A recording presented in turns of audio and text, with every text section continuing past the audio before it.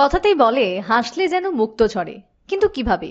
এই সুন্দর হাসি আপনি পাবেন কিভাবে তা জানতেই আজকে আমি এই মুহূর্তে রয়েছি ডেন্টিস্টের সাথে। পরিচয় করাবো আপনাদের এবং জানাবো সুন্দর হাসির আসল রহস্য কোথায়। যদিও এই মুহূর্তে আমার সাথে রয়েছেন prosthodontist doctor Moon Chattaraj. Doctor, আপনাকে স্বাগত নিউজ ভ্যানগার্ডের পর্দায়। এই যে যেটা আমি শুরুতে বললাম যে সুন্দর হাসি, এই সুন্দর হাসির পেছনে রাজ বা রহস্যটা কোথায় লুকিয়ে? সুন্দর হাসির পিছনে সব থেকে ইম্পর্টেন্ট একটা রহস্য হচ্ছে গুড হেলথ। গুড হেলথ যখনই হবে তখন আপনার হাসিও খুব সুন্দর হবে, বিকজ মুখটা is a source of infection. ভিতরে যাই আমাদের প্রবলেম হয় সব থেকে আগে কিন্তু মুখে দেখা যায়, আবার মুখের থেকেই কিন্তু ভিতরে সব ইনফেকশন গুলো যায়। So this is very important. মুখ বলে কি ভিতরের আমাদের যে শরীরের ভিতরে এটা একটা আয়না। তো মুখ খুলেই কিন্তু কোনো ডাক্তার দেখে বুঝে যাবে কি যদি কোনো ভাইরাল ইনফেকশন থাকে মুখের মধ্যে আগে লিশনস হবে, যদি কোনো ইনফেকশন থাকে মুখে আগে দেখা যাবে, সেটাতে ব্লাড লেভেলসে ইনফেকশন লেভেল সিআরপি হাই হবে। তো মুখ হচ্ছে একটা আয়না, so we have to keep our mouth very very clean and it should be devoid of any infection. যে কোনো মেডিকেল সিস্টেমিক ডিজিজও, মনে করুন ডায়াবেটিক পেশেন্ট, মুখে কোনো ইনফেকশন হলে সেটা কোথায় যাবে? It will circulate through the other body parts. Same thing যদি কার্ডিয়াক পেশেন্ট হয়, সব থেকে আগে তো কার্ডিয়াক পেশেন্ট, এটা আপনাদের জানা উচিত কি কোনো any kind of infection that also can lead to infective endocarditis, that is stroke হতে পারে ডেন্টাল ইনফেকশন থেকে। তাই মুখটা আমাদের ভীষণ important, should be free from any kind of infection. মানে সামান্য একটা দাঁতের থেকে শরীরের ভয়ঙ্কর রোগও হতে পারে। Absolutely, absolutely.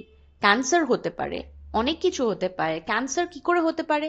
একটা ছোট্ট নেগলেক্ট, দাঁত ভেঙে রয়েছে, আমরা ওটাকে ইনফেক্টেড, ভেঙে রয়েছে, আমরা পাত্তাও দিচ্ছি না, কেন কি ব্যথা হচ্ছে না। আমার এতগুলো দাঁত আছে, ভগবান এতগুলো দাঁত দিয়েছে চেবানোর জন্য, but it is very wrong Notion. এতগুলো দাঁত, প্রত্যেকটা দাঁতের বাইটিং ফোর্স আলাদা, চিউইং ক্যাপাসিটি আলাদা, সবের ফাংশন একদম আলাদা। যখন কোনো দাঁত ভেঙে বসে থাকে আর ওটা তোলা না হয়, ওটা নেক্রোজড হয়ে যায়, শার্প হয়ে যায়, গাল কাটে, জিভ কাটে, কাটতে কাটতে সেখানে ছোট আলসার হয়, হতে হতে বড় রকম হয়, and then it forms carcinoma because of that, যেটা আমরা নেগলেক্টেড থেকে কিন্তু হয়ে যাচ্ছে। এই যে দাঁত মানে আমরা জানি যে হয় দাঁতে পোকা, ক্যাভিটিস, আর তারপরেই তার ট্রিটমেন্ট। এছাড়াও কি দাঁতের কোনো ট্রিটমেন্ট হয়? দাঁতের হাজার রকমের ট্রিটমেন্ট হয়। আপনার যে বললেন এই সুন্দর হওয়ার জন্য, বিউটিফিকেশনের জন্য, হ্যাঁ দাঁতের একটা হাসি বিউটিফিকেশনের জন্য অ্যালাইনমেন্ট হয়, কিন্তু অ্যালাইনমেন্টটা শুধু সুন্দর দেখানোর জন্য নয়। আর যদি আগে পিছনে দাঁতটা অ্যালাইন্ড হয়ে যায়, তাহলে কোনো ব্যাকটেরিয়া ইনফেকশন খাওয়ার ওখানে আটকে থাকছে না, তাই জন্যে আমাদের পরবর্তীকালে কোনো রোগ হচ্ছে না। তাই আউটসাইড ইন্ডিয়া আপনি দেখবেন সব বাচ্চাদের আগেই কিন্তু ব্রেসেস করিয়ে দেয়। Why? Because that is very very important. আর যদি অ্যালাইন দাঁত থাকে তাহলে ভিতরে কোনো খাবার ঢুকছে না, ইনফেকশন হচ্ছে না। আর এটা হিউম্যানলি পসিবল নয় কি এভরি নুক অ্যান্ড কর্নার থেকে আমি একটা ছোট ছোট খাবারের টুকরো বের করছি সারাদিন ধরে। ইট ইজ নট পসিবল। সেখান থেকেই ইনফেকশনের জন্ম হয়, সেখান থেকেই প্রবলেম হয়, ডিকে হয়, দের আর লট অফ থিংস হ্যাপনিং। তো এটা তো আমি জাস্ট স্টার্টিং অ্যাওয়ারনেস বললাম কি ভালো মতন করে দাঁতটাকে ক্লিন করুন, অ্যালাইনমেন্ট করুন, যাতে ওটা functionally also it is good for you. আর যাদের মিসিং দাঁত আছে তাদের ভীষণ দরকার ইমপ্লান্টস করা। Implant is nothing but the fixed teeth, যার biting strength is very very high then your normal teeth. 98% হচ্ছে বাইটিং স্ট্রেংথ, সব চিবিয়ে আপনি খেতে পারবেন। যদি ভালো করে আপনি চিবিয়ে নাই খান তাহলে ডাইজেশনে প্রবলেম হয়। তাই প্রত্যেকটা দাঁতের একটা স্পেসিফিক স্পেসিফিক ফাংশন আছে, চেবানোটা ভীষণ important. So we should not neglect it. এই যে ক্যাভিটিস যে হচ্ছে প্রত্যেকের ক্ষেত্রে, এর তো কারণ নানান রকমের রয়েছে।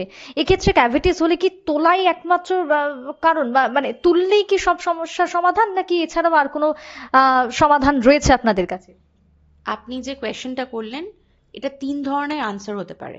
ক্যাভিটি কেন হচ্ছে? বিকজ অ্যাগেন দাঁতে পোকা হচ্ছে, আমি ভালো করে ব্রাশ করছি না, ভালো করে মেনটেন করছি না, সেখানে ব্যাকটেরিয়া থেকে থেকে ওটাকে খাচ্ছে, দাঁতটা ডিকে হচ্ছে। এবার যদি ইনিশিয়াল ডিকে হয় যেটা নার্ভ অবধি টাচ হচ্ছে না দাঁতের নার্ভ অব্দি, তাহলে আমি ফিলিং দিয়ে সেটাকে সেভ করে দিতে পারি। ডিকেটাকে বের করে দিলাম, ফিলিং করলাম, সেভ করে দিলাম। যদি দাঁতের নার্ভ অব্দি টাচ হয়ে গিয়ে থাকে, ইনফেকশন হয়ে গিয়ে থাকে, তাহলে আমরা সেটা রুট কেনাল করে সেটাকে ভালো মতন করে সেভ করলাম, দাঁত তুলতে হলো না। কিন্তু এবার যদি দাঁতটা পুরোই খেয়ে গিয়ে থাকে আর শুধু ছোট্ট একটা রুট পিস বসে রয়েছে কি ভেঙে বসে রয়েছে, তাহলে আমরা ওটা সেভ করতে পারছি না, রুট কেনাল দিয়েও সেভ করতে পারছি না। Then we take it out, clean the area, and then what it comes is implant. Implant is a fixed tooth যেটা রুটের শেপে দেখতে, ওখানে বসানো হয়। it is made up of titanium, যেটা দিয়ে আমরা চিবিয়ে সবকিছু খেতে পারি। এই যে আপনি বললেন যে ক্যাভিটিস হলে নানান রকমের পথ তো রয়েছে, তার মধ্যে যেটা বললেন যে দাঁতের মধ্যে ফিলিং করা, যেটা এখন অনেকে করছেন, উপরে আবার ক্রাউন দিয়ে দেওয়াও হচ্ছে। এই যে এই পদ্ধতিটা, এই পদ্ধতি আর এদিকে তোলা, কোনটাতে মানুষ বেশি ঝুঁকছে? দেখুন, এটা তো কি ডিপেন্ড কেস টু করছে? কেস ডিপেন্ড করে। এটা ডিপেন্ড করে না, it is how you show the patient তোমার কি ট্রিটমেন্টের কি দরকার। আবার এইটা হচ্ছে একটা অ্যাফোর্ডেবিলিটি অফ দ্য পেশেন্টও চলে আসে। তো সেখানে সে ভাবে কি দাঁত তুলে নিলেই হয়ে গেল সমাধান, বাট ইট ইজ নট। কেন কি দাঁত তুলে সমাধান হচ্ছে না, দাঁত তুলে নিলে পাশের যে দাঁতের সেটিংটা সেটা কিন্তু প্রবলেমেটিক হয়ে যায়। সাপোজ আপনি ভাবুন, একটা এক্সাম্পল দিই, একটা বেঞ্চে 10টা লোক সেটে সেটে বসে আছে, তার মধ্যে 2টো লোক উঠে চলে গেল, তো বাদ বাকি 8টা লোক কি করবে? সব ঘেসে ঘেসে জায়গা নিয়ে বসবে, right? That's what happens with the tooth. দাঁতেরও টিথেরও তাই হয়। সেটিং এর সব অ্যালাইন রয়েছে, 2টো আপনি তুলে দিলেন, because of decay or whatever it is, আপনি যদি ওটা রিপ্লেস না করেন, সব দাঁত শিফট হতে শুরু করবে, গ্যাপস হবে, খাবার ঢুকবে, ইনফেকশন হবে, and then the problem starts. মানে যাই হোক না কেন, একজন ভালো চিকিৎসকের কাছে পরামর্শ নেওয়া এবং তার যেটা সমস্যা সেটা অনুযায়ী ট্রিটমেন্ট করাটাই মনে হয় বেটার। এই যে আমরা বিভিন্ন রকমের অ্যাড দেখি বর্তমান সময়ে, আমরা নানা রকমের টুথপেস্ট বেরিয়ে গেছে বাজারে। সেই টুথপেস্টের ক্ষেত্রে যদি জিজ্ঞেস করি যে কোন টুথপেস্টের ক্ষেত্রে কোনটা ভালো বা কি, এরকম কি আলাদা সত্যিই ভ্যারিয়েশন রয়েছে? আমি একটা জিনিসই বলতে চাই, ইনফ্যাক্ট টুথপেস্ট ছাড়াও ভালো করে দাঁত পরিষ্কার করা যায় যদি আপনি 5 মিনিট ভালো করে দাঁতটাকে পরিষ্কার করেন with your own brush, and there are different techniques to brush and clean. তখন টুথপেস্ট দরকার হয় না। টুথপেস্ট কেন দরকার হয়? To facilitate your cleaning. It is a tool to facilitate your cleaning.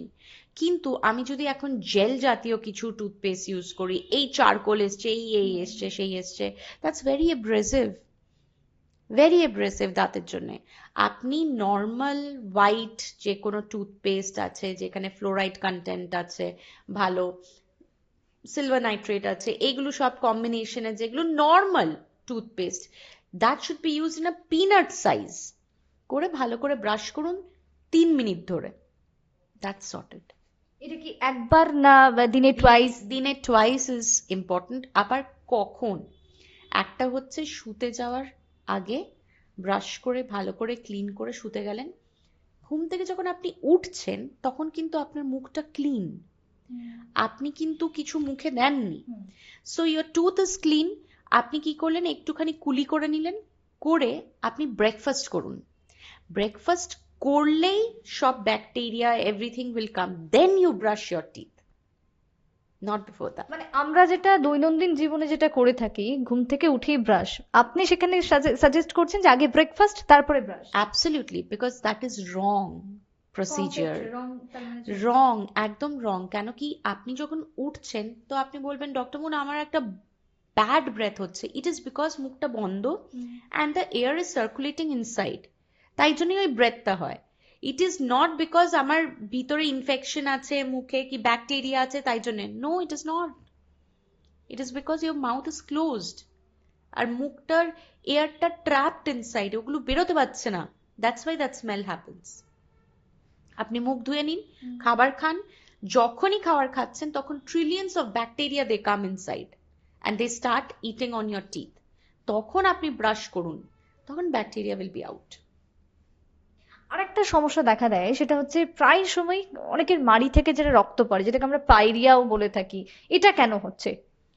দেখুন, এটা শুধু শুধু লোকাল ফ্যাক্টর নয়, there is a systemic factor also dependent.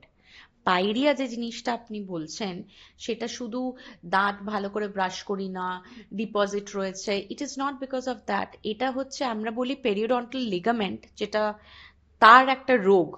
Periodontal ligament কি? একটা দাঁত যেটা হাড়ের মধ্যে বসে রয়েছে। দাঁত আর হাড়ের মধ্যে একটা লিগামেন্ট আছে, দাঁত কিন্তু হাড়ের সাথে সেটে নেই, একটা লিগামেন্ট দিয়ে রয়েছে। তাই জন্যই আমরা দাঁতটা তুলতে পারি, তাই জন্যই ওটা একটা শক অ্যাবজর্বার। দাঁতটা কিন্তু সকেটের মধ্যে একটু মুভ করে, বাইট করছি, ওটা শক অ্যাবজর্বার হচ্ছে বিকজ অফ দ্যাট লিগামেন্ট। এবার ওই লিগামেন্টটা যদি ইনফেক্টেড হয়ে যায় তাহলেই কিন্তু এই পাইরিয়া হয়। This is what happens. সেটা হয়তো হরমোনালের জিনিসে হতে পারে, সেটা হয়তো লোকাল, আপনি ক্লিন করছেন না, খুব ডিপোজিট রয়েছে, সেখানে ব্যাকটেরিয়াল বসে রয়েছে, লেয়ার ফর্ম করে গেছে, ক্যালকুলাস হয়ে গেছে। So these are the different different reasons. তো তাই জন্য এটা কেস টু কেস ভ্যারি করে, সেটা কিভাবে ট্রিটমেন্ট করা উচিত। যদি হয়ে থাকে কারোর পায়রিয়া, সেক্ষেত্রে ট্রিটমেন্ট আপনি কি সাজেস্ট করেন? সেই ক্ষেত্রে ট্রিটমেন্ট ডাক্তার দেখে ফার্স্ট বলবে এটার রিজনটা কিসের জন্য হয়েছে, সেই রিজনটাকে ট্রিট করতে হবে, তারপরে ওই লোকাল ফ্যাক্টর। পাইরিয়া কিন্তু এমনি এমনি ট্রিটমেন্ট হয় না, শুধু স্কেলিং করে দিলাম হয়ে গেল, নো, গামস ব্লিড করবেই।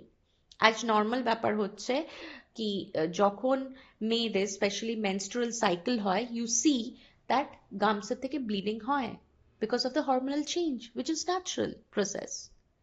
সো এই জিনিসগুলো যেগুলো হচ্ছে এগুলো নর্মাল ন্যাচারাল প্রসেস, আপনি সেগুলো বলতে পারবেন না কোন জিনিসের জন্য কি হচ্ছে, সেটা again case to case vary করছে।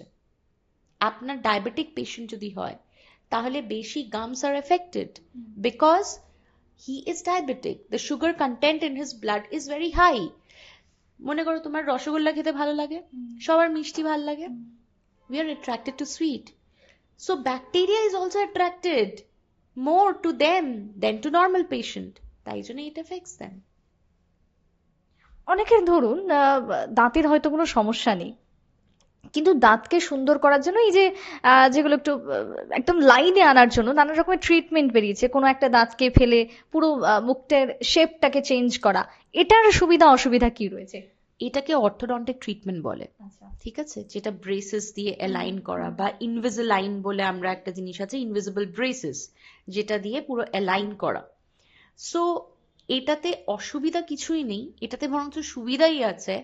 অ্যালাইনমেন্ট হয়ে গেলে ফার্স্ট তো দেখতে খুব সুন্দর লাগে, সেকেন্ড থিং হচ্ছে ওই যে বললাম আগে পিছনে দাঁত হলে ভিতরে যে খাবার ঢুকে রয়েছে সেইগুলো আর হয় না। আজ ইয়াং এজে বুঝতে পারছো না, but when you will be late 40s and 50s, then you will realize your teeth are getting decayed, দাঁতগুলো লুজ হয়ে যাচ্ছে, পড়ে যাচ্ছে, because of this reason, which is a long term সমস্যা। তাই আউটসাইড ইন্ডিয়া বলো অ্যাওয়ারনেস এতটাই বেশি কি সব বাচ্চাদের স্কুলেই ব্রেসেস করিয়ে দেয় যাতে অ্যালাইনমেন্টটা হোক, বিকজ ওদের dental problem is like a pandemic. They do not want to go for any dentist or dental treatment because they are very expensive. So they understand what is the reason. So we should get into the root cause and treat them. বেশ, আমি দাঁত নিয়ে তো অনেক কথাই জানলাম এবং জানালাম আমাদের দর্শকদের। তবে এই যে আমি যে জায়গাতে এখন বসে রয়েছি, M medical centre private limited, এখানে এলে সাধারণ মানুষ, রাজ্যবাসী কি কি সুবিধা পাবে, কি কি পরিষেবা পাবে দাঁতের স্পেশালি? আমি অ্যাকচুয়ালি কলকাতায় প্র্যাকটিস করি, আমি অনেক বছর ধরে প্র্যাকটিস করি। It's been more then 17-18 years, 18 বছরের উপর প্র্যাকটিস হয়ে গেছে আমার। আমি বেশিরভাগ পেশেন্ট কিন্তু আগরতলার পেতাম, ওখানে কলকাতার থেকে কিন্তু আগরতলার প্রচুর পেশেন্ট আসে, ওখানেই আমি ট্রিটমেন্ট করি। ওদের একটাই বক্তব্য কি আমাদের এখানে কোনো সেরকম ভালো ফ্যাসিলিটি নেই, পরিষেবা নেই, ভালো মতন করে করতে পারি না। তো সেটাই একটা মেন্টাল আমরা। আর সেকেন্ড থিং হচ্ছে কি, if you go to South India, if you go to North India, you will get lot of options কি এরকম chains of dental chains আছে, Clove আছে, and different kind of dental chains আছে, Apollo আছে। So সেই thought process নিয়ে এগিয়ে আসা কি এইখানে আমাদের হাই এন্ড ডেন্টিস্ট্রি কিভাবে করতে পারবো আর কিভাবে লোকেদের একটা পেন ফ্রি ট্রিটমেন্ট দিতে পারবো। বিকজ আমরা চেষ্টা করেছি we have all the specialist under same roof, root canal এন্ডোডন্টিস্টই করবে, অন্য কোনো স্পেশালিস্ট করবে না। এখানে দাঁত তোলা ম্যাক্সিলোফেশিয়াল সার্জনই করবে, এখানে ক্রাউন লাগাবে প্রস্থোডন্টিস্টই লাগাবে। So who is specialist in what will do that treatment. সেটাতে কি পরিষেবা অনেক অনেক better and a flawless treatment একটা পেশেন্টকে কেটার করা হয়। আগরতলার বুকে এম মেডিকেল সেন্টারে কতজন ডেন্টিস্ট রয়েছেন যারা পরিষেবা দিচ্ছেন? অলরেডি 8 জন আছেন under the same roof, different different স্পেশালিটির।